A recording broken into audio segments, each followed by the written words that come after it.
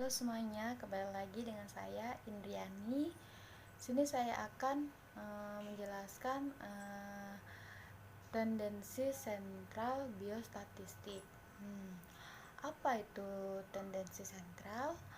Tendensi sentral adalah sering dijadikan acuan memahami distribusi dari suatu data. Dianggap sebagai sumber informasi penting yang menggambarkan distribusi suatu gejala atau fenomena. Di dalam modul ini akan dijelaskan apa yang dimaksud dengan tendensi sentral, fungsi dari tendensi sentral, cara menentukan suatu tendensi sentral, serta kapan suatu tendensi sentral digunakan. Tendensi sentral adalah pengukuran statistik untuk menentukan skor tunggal yang menetapkan pusat dari distribusi. Tujuan tendensi sentral itu adalah untuk menemukan skor single yang paling khusus atau paling representatif dalam kelompok. Terus apa dan tujuan tendensi sentral? Tendensi sentral memberikan satu nilai yang dapat mewakili atau menggambarkan seluruh skor dalam kelompok, merupakan deskripsi ringkas dari sejumlah data kuantitatif yang didapat dari sampel dengan ekonomis, praktis, dan ringkas. Dengan tendensi sentral memungkinkan kita melakukan perbandingan antar kelompok, serta memungkinkan kita untuk melakukan proses statistik berikutnya seperti melihat hubungan, perbedaan antar teks, antar kelompok, dan lain sebagainya.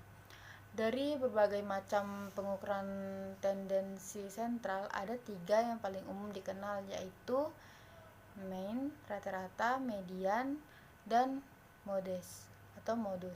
Ketika jenis pengukuran tendensi sentral tersebut akan menjadi pokok pembahasan dalam modul ini.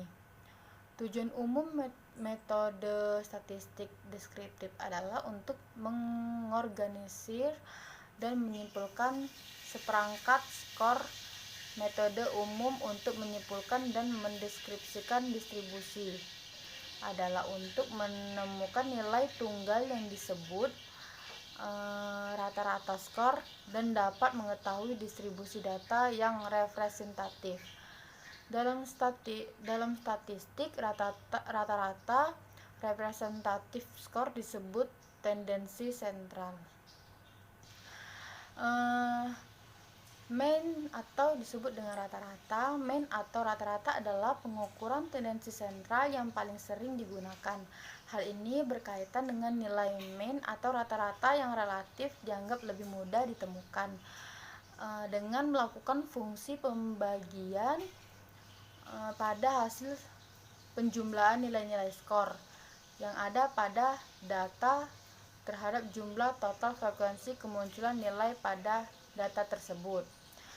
Selanjutnya itu median.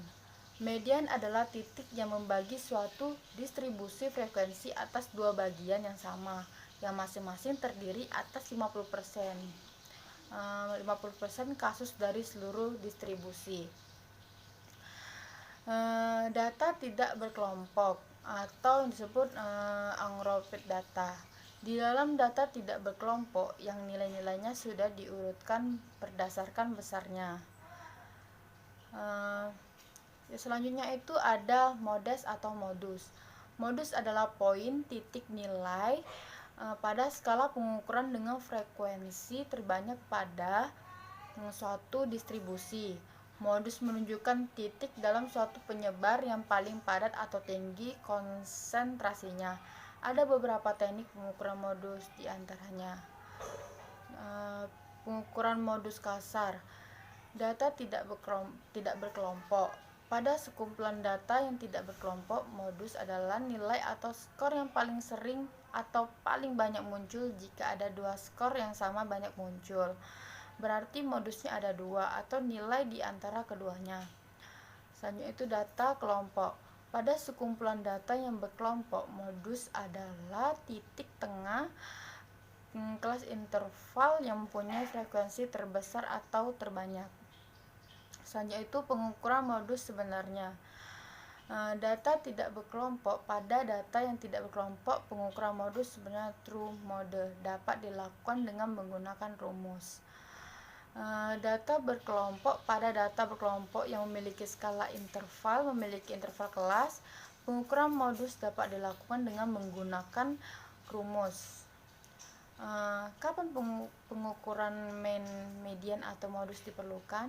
Pengukuran mean atau rata-rata diperlukan untuk penghitungan statistik lebih lanjut apabila data yang dianalisa memiliki penyebaran atau distribusi, frekuensi simetris dan tidak skewed, atau apabila diinginkan suatu tendensi sentral yang relief.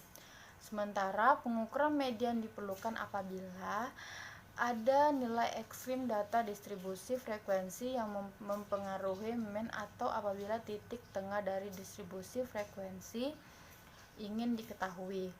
Pengukuran modus diperlukan dalam analisa statistik jika diinginkan suatu ukuran pemusatan yang dapat dihitung dengan cepat, atau apabila ingin diketahui skor yang khas. Baiklah, itu saja penjelasan dari saya. Terima kasih.